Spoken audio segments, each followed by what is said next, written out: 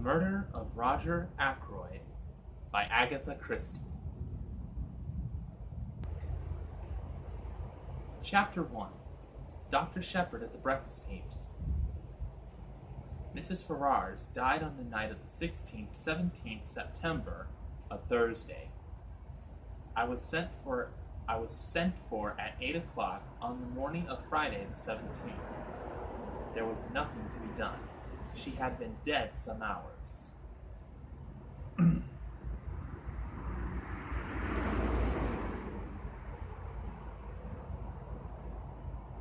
Chapter 1. Dr. Shepherd at the breakfast table. Mrs. Ferrars died on the night of the 16th, 17th September, a Thursday.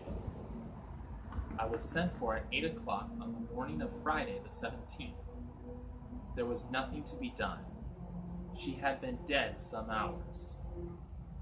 It was just a few minutes after 9 when I reached home once more. I opened the front door with my latch key and purposefully delayed a few moments in the hall, hanging up my hat and the light overcoat that I had deemed a wise precaution against the chill of an early autumn morning. To tell the truth, I was considerably upset and worried. I am not going to pretend that at that moment I foresaw the events of the next few weeks. I emphatically did not do so, but my instinct told me that there were stirring times ahead. From the dining room on my left, there came the rattle of teacups and the short, dry cough of my sister Caroline. "Is that you, James?" she called. An unnecessary question, since who else could it be? To tell the truth, it was precisely my sister Caroline who was the cause of my few minutes' delay. The motto of the Mongoose family, so Mr. Kipling tells us, is, "Go and find out." If Caroline ever adopts a crest, I should certainly suggest a mongoose rampant. One might omit the first part of the motto. Caroline can do any amount of finding out by sitting placidly at home. I don't know how she manages it, but there it is. I suspect that the servants and the tradesmen constitute her intelligence corps. When she goes out, it is not to gather information, but to spread it. At that, too, she is amazingly expert.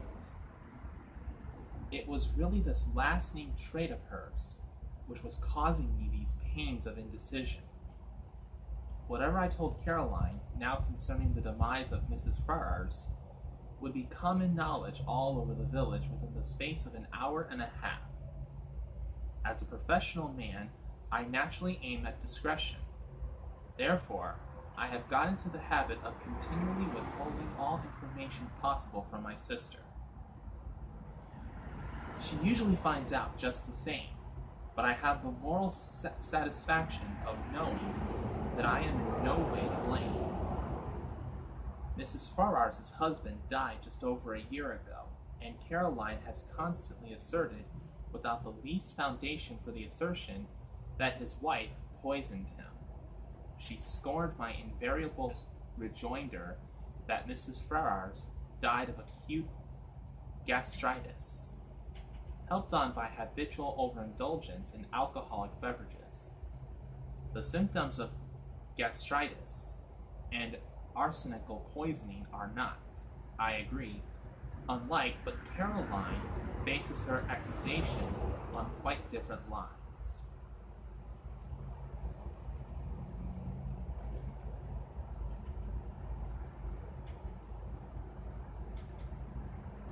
"You've only got to look at her," I have heard her say. Mrs. Ferrars, though not in her first youth, was a very attractive woman, and her clothes, though simple, always seemed to fit her very well. But all the same, lots of women buy their clothes in Paris and have not, on that account, necessarily poisoned their husbands. As I stood hesitating in the hall, with all this passing through my mind, Caroline's voice came again, with a sharper note in it.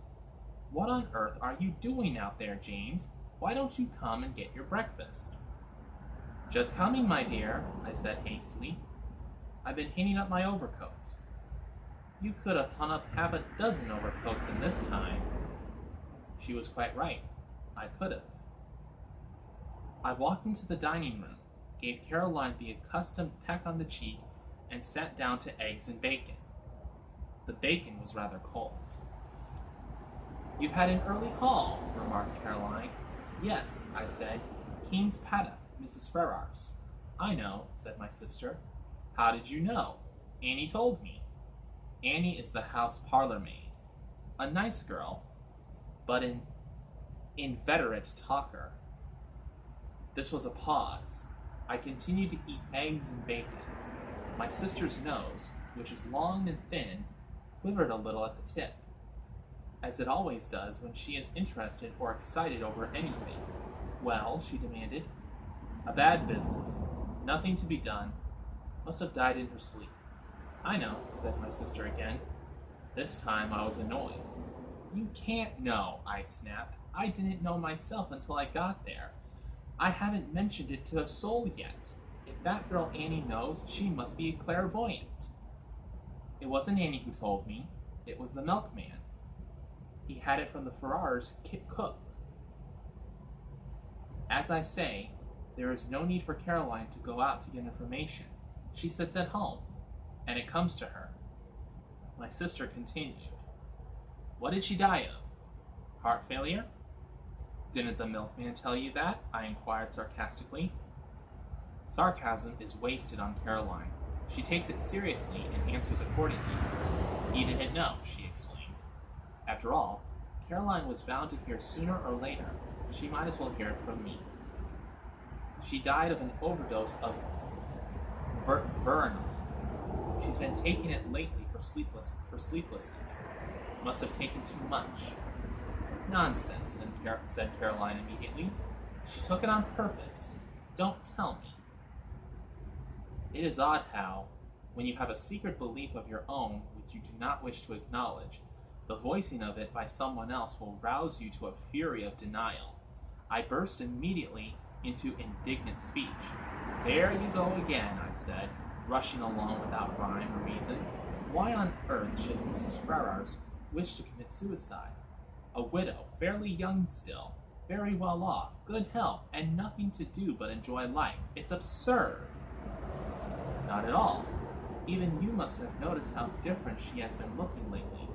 It's been coming on for the last 6 months. She looked positively hag-ridden. And you have just admitted that she hasn't been able to sleep. What is your diagnosis? I demanded coldly. An unfortunate love affair, I suppose? My sister shook her head. Remorse, she said, with great gusto. Remorse? Yes, you never would believe me when I told you she poisoned her husband. I'm more than ever convinced of it now. I don't think you're very logical, I objected. Surely if a woman committed a crime like murder, she'd be sufficiently cold-blooded to enjoy the fruits of it without any weak-minded sentimentality such as repentance. Caroline shook her head.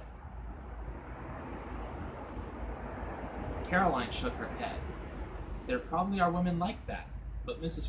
Ferrars wasn't one of them. She was a mass of nerves. An overmastering impulse drove her on to get rid of her husband because she was the sort of person who simply can't endure suffering of any kind. And there's no doubt that the wife of a man like Ashley Ferrars must have had to suffer a good deal. I nodded. And ever since she's been haunted by what she did, I can't help feeling sorry for her. I don't think Caroline ever felt sorry for Mrs. Ferrars whilst she was alive. Now that she has gone, where, presumably, Paris frocks can no longer be worn, Caroline is prepared to indulge in the softer emotions of pity and comprehension. I told her firmly that her whole idea was nonsense. I was all the more firm because I secretly agreed with some part, at least, of what she had said. But it is all wrong that Caroline should arrive at the truth simply by a kind of inspired guesswork. I was going to encourage that sort of thing. She will go around the village airing her views, and everyone will think that she is doing so on medical data supplied by me. Life is very trying. Nonsense, said Caroline in reply to my strictures. You'll see. 10-1, she's left a letter confessing everything. She didn't leave a letter of any kind, I said sharply, and now seeing where the admission was going to land me. Oh, said Caroline, so you did inquire about that, didn't you? I believe, James, that in your heart of hearts you think very much as I do. You're a precious old humbug. One always has to take the possibility of suicide into consideration, I said repressively. Will there be an inquest? There may be. It all depends. If I am able to declare myself absolutely satisfied that the overdose was taken accidentally, an inquest might be dispensed with. And are you absolutely satisfied? Asked my sister shrewdly. I did not answer, but got up from the table.